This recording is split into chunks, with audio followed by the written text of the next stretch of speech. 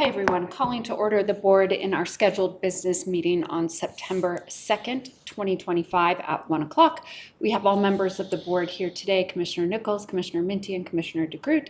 If everyone would please rise and join us in the pledge. I pledge allegiance to the flag of the United States of America and to the republic for which it stands, one nation, under God, indivisible, with liberty and justice for all. Thank you all. Haley, any changes to the agenda to note? No. Okay, and I assume meeting minutes from last time are good with you all? Yes. Okay, great. Public comment. We do have one person signed up. Ren, come on up.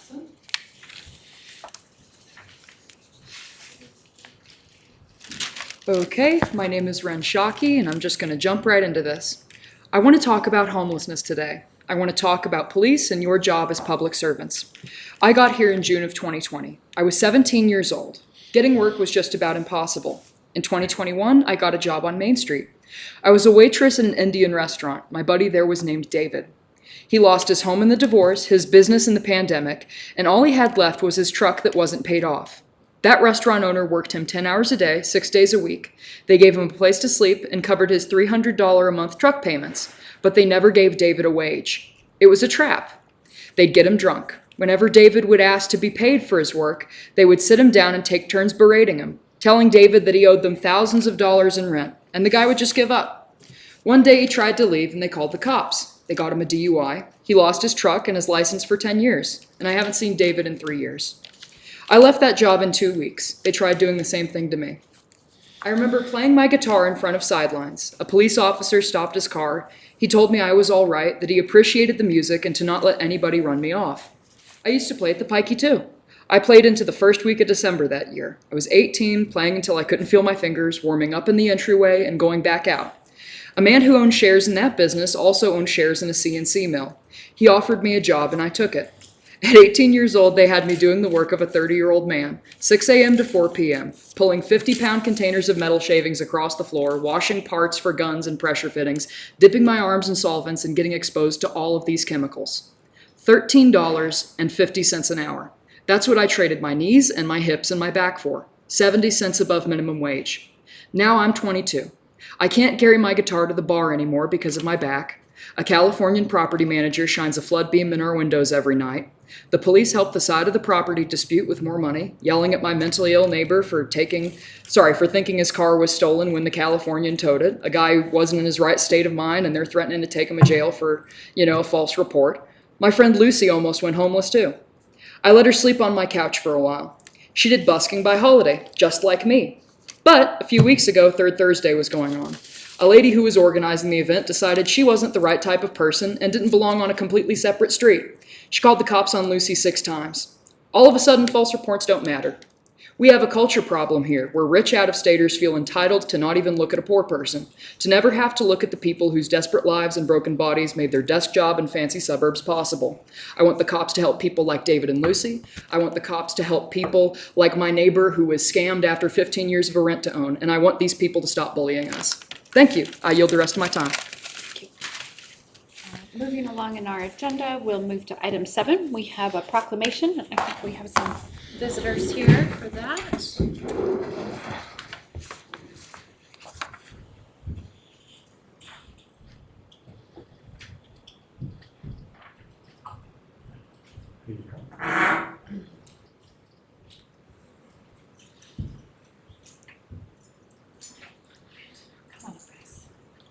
This is the matter of proclaiming the month of September 2025 as National Alcohol and Drug Addiction Recovery Month in Klamath County, Oregon.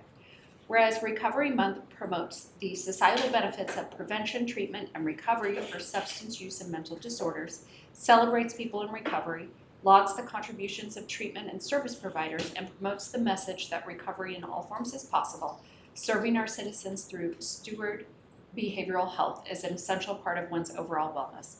And whereas prevention of substance use disorders works, treatment is effective, and people do recover in our area and around the nation. The journey to recovery requires great fortitude and a supportive network. Whereas preventing and overcoming substance use disorders is essential to achieving healthy lifestyles, both physically and emotionally, Whereas we must encourage relatives and friends with substance use disorder to implement preventative measures, identifying the signs of addiction, and guide those in need to appropriate treatment and recovery services. Whereas to help more people achieve and sustain long-term recovery, the U.S. Department of Health and Human Services, the Substance Abuse and Mental Health Service Administration, and the White House Office of National Drug Policy Council and the Klamath County Commissioners invite all residents to participate in the recognition of National Recovery Month. Now, therefore, be it proclaimed by the Klamath County Board of Commissioners that September 2025 is recognized as National Alcohol and Drug Addiction Recovery Month in Klamath County, Oregon. We encourage all residents to join commissioners, citizens, and community service providers in spreading the positive message that behavioral health is essential to overall health, that prevention works, treatment is effective, and people can and do recover. Congratulations, guys. Thank you. Yeah. Thank you. Thank you. Yeah. Thank you for Would being either here, of you like to representing. say Thank you. anything? Appreciate your work. Anything, Tim? So my name's Tony. I'm the co-founder of Related in Recovery, and we are just honored every year that you guys proclaim Klamath County the National Recovery Month. I think this is about my 20th time in front of you guys.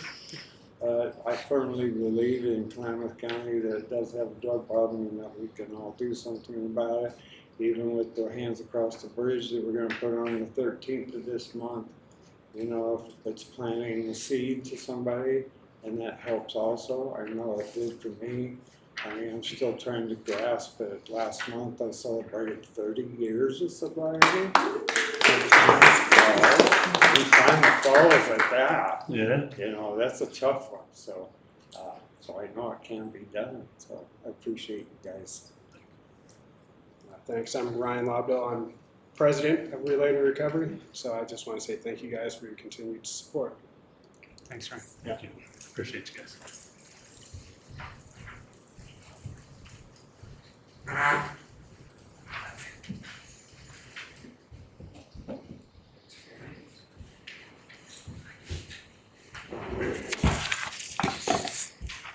Item 7.2, if you are following along in the agenda, is our staff success stories. This is our top opportunity each month to highlight something for our staff, whether it's a great exchange they had with a citizen, something where they exceeded expectations on a project, celebrated a milestone, etc. So this month's staff success story is Dan Golden and our juvenile department. Juvenile Director Dan Golden celebrated the grand opening of the new juvenile building in the Klamath Crimson Rose Center on July 17, 2025. The new KCR home on the grounds of the juvenile department includes a newly constructed group home, education center, counseling spaces, gardens, a rec area, etc. KCR is a residential treatment program for teen girls. The new building was funded by the Oregon Legislature with grants from the Oregon Lottery and by opioid settlement funds. Since 2017, the state of Oregon has committed $15 million to the KCR construction, while Klamath County contributed more than $1 million in match dollars from opioid settlement funds. Congratulations to Dan and staff who have worked really hard to make this dream a new reality. Very cool. And also under our Employee Service Awards, Dan Golden is celebrating 35 years with the county, and Helen Hankins has 45 years with the library. Congratulations to both those very long-serving, not citizens, staff. That's the word I'm looking for. I'm going to move around in our agenda just a little to accommodate people in the room. Item 9.1, Stephanie.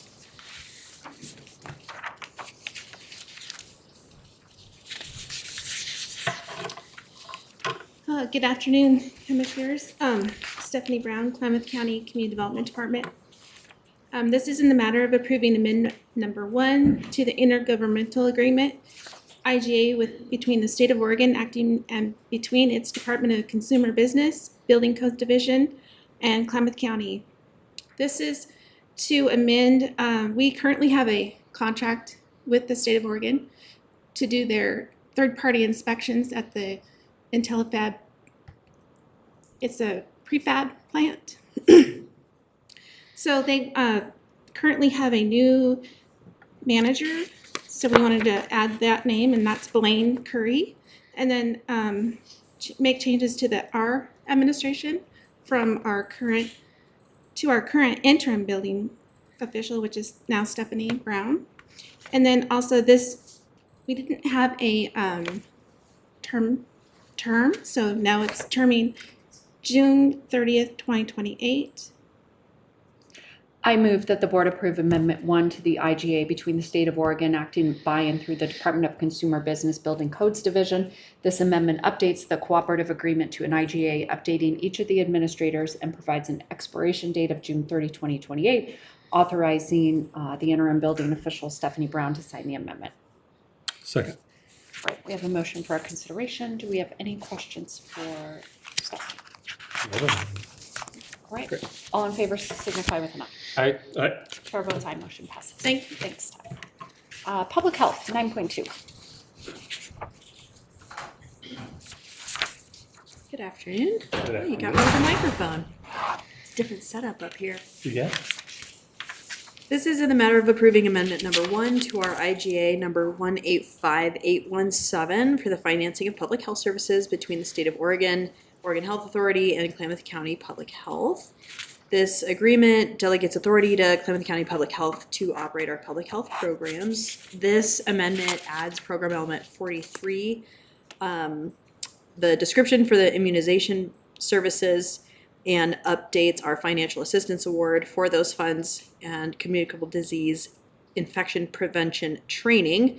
The agreement remains effective July 1, 2025 through June 30 of 2027. I'll make a motion. We approve Amendment 1 to IGA 185817 for the financing of public health services between the State of Oregon, Oregon Health Authority, and Klamath County acting by and through the Klamath County Public Health Department. Fiscal impact is a grant revenue of $25,202.82 to Subdepartment 4044 for fiscal year 25-26, and authorize the department head to sign. Second. Okay, we have a motion for our consideration. Any questions for the director before we vote? I have none.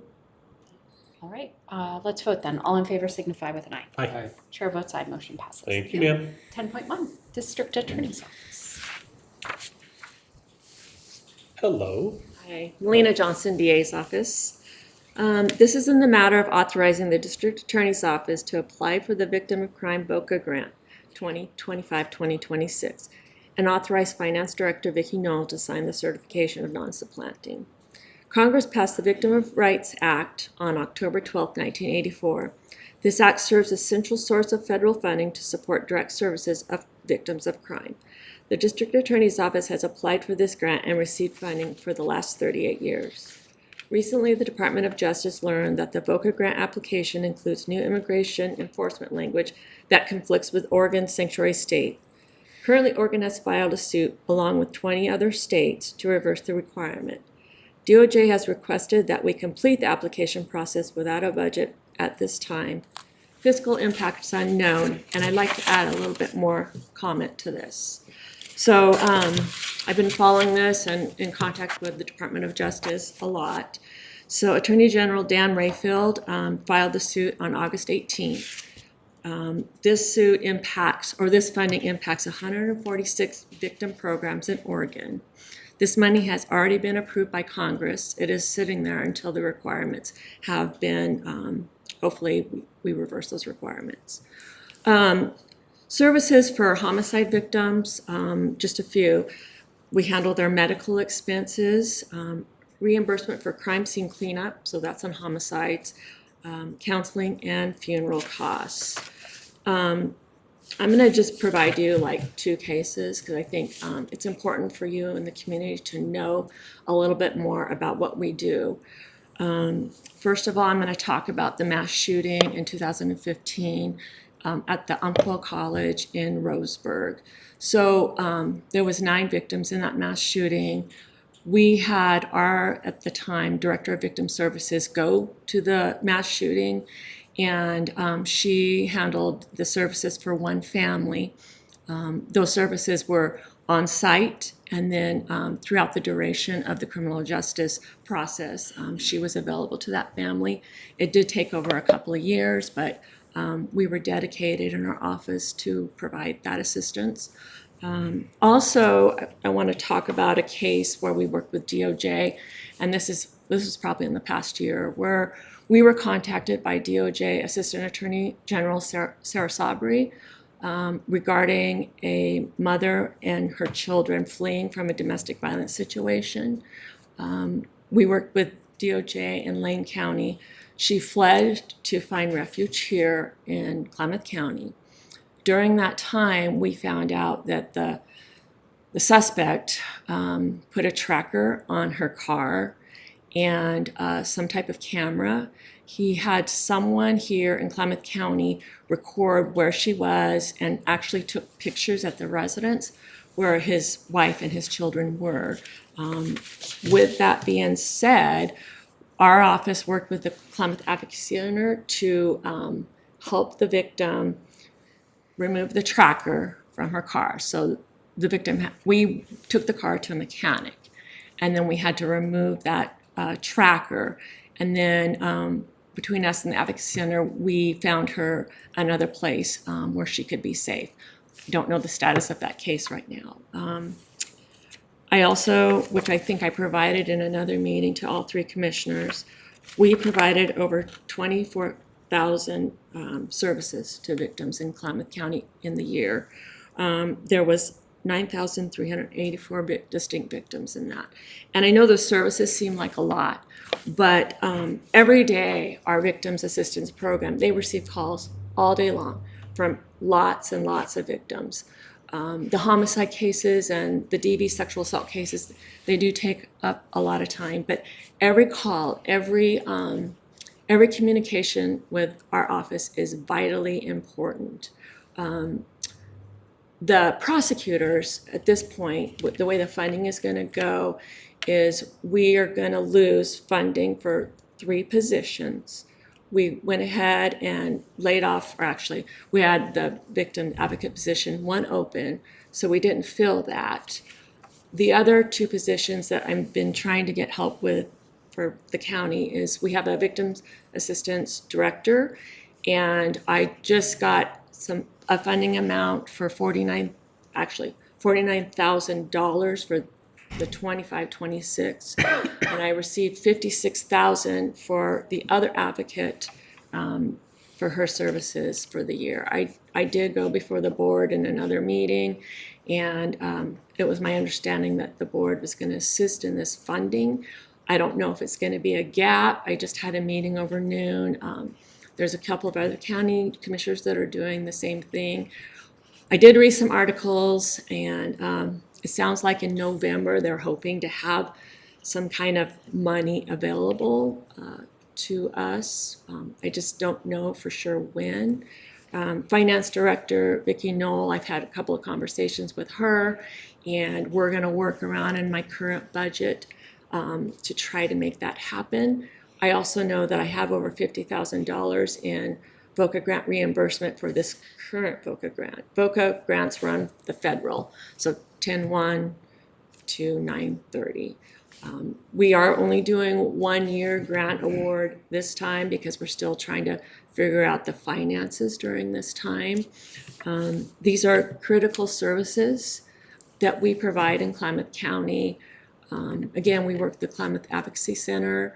I can't begin to tell you I'm very compassionate about the victims, and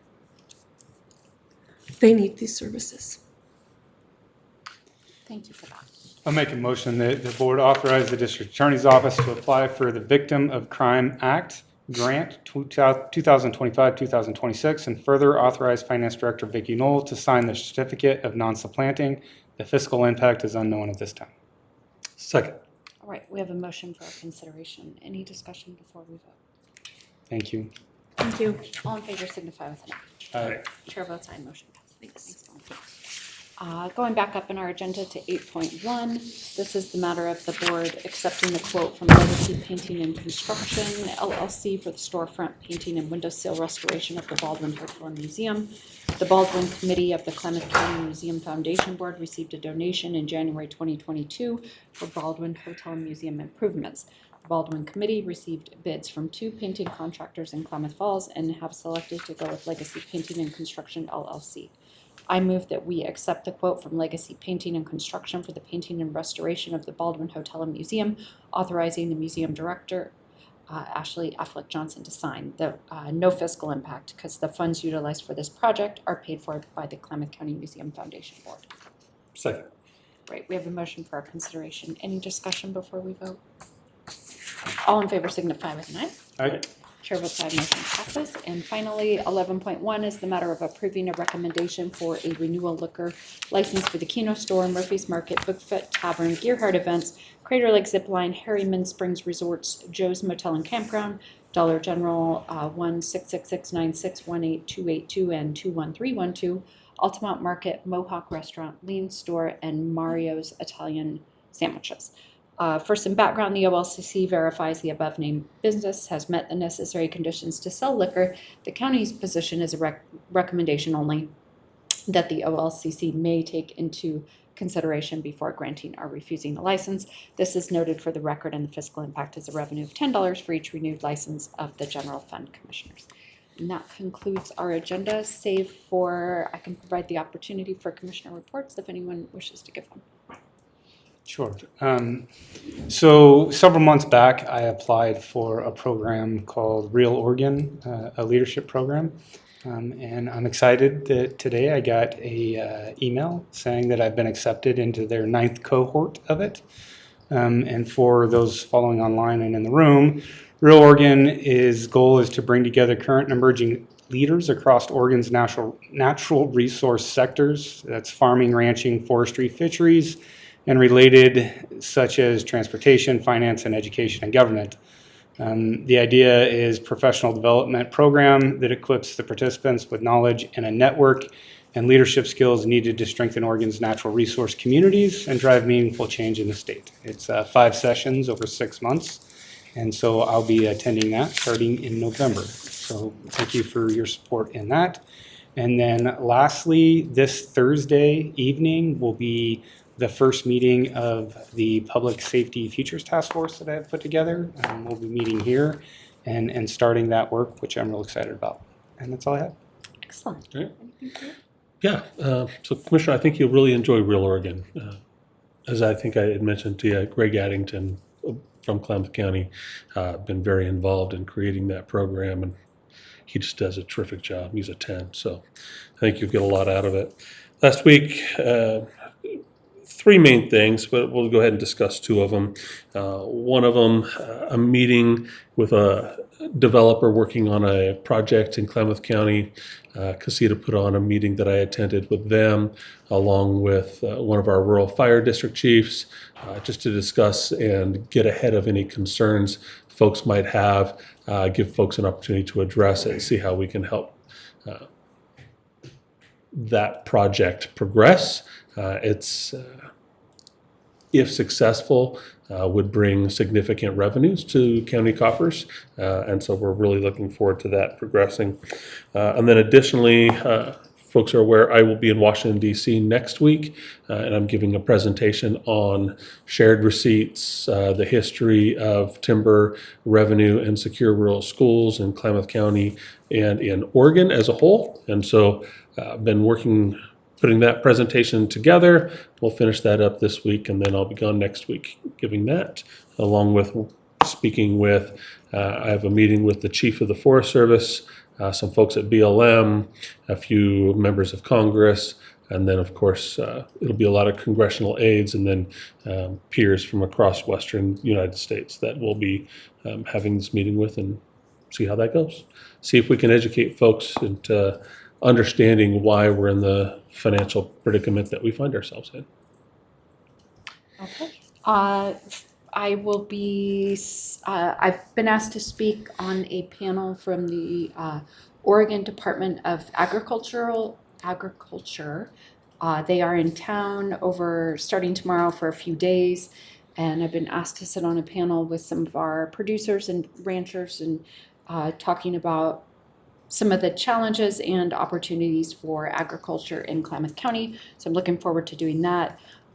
We've continued to work on what I guess would be called the post-reset or the full revamp of the South Central Oregon Economic Development District. We have hired some grant and loan coordinators who are working toward, are we getting, okay.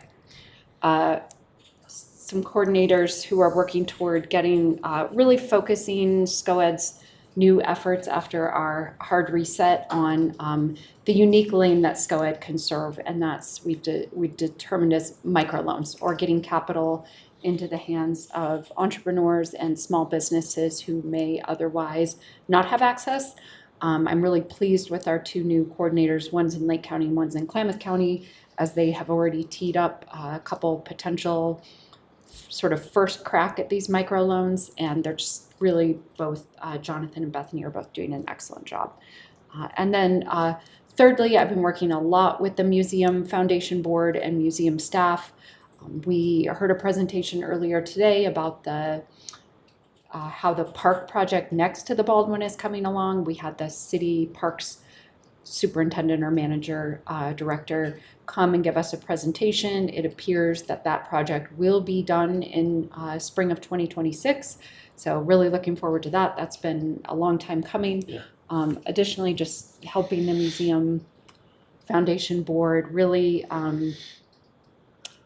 move forward in their, you know, they're about a year now since they transitioned the three boards into one, and it's taken some time to sort of get that to all gel. So I've been working pretty intensely with them to help them with that. And yeah, I think I'll end it there. So we'll be adjourned at 1:30. Chairwoman, can I ask a question quick? I missed out on that. What was the project that was going to generate county revenue? Was it like timber related?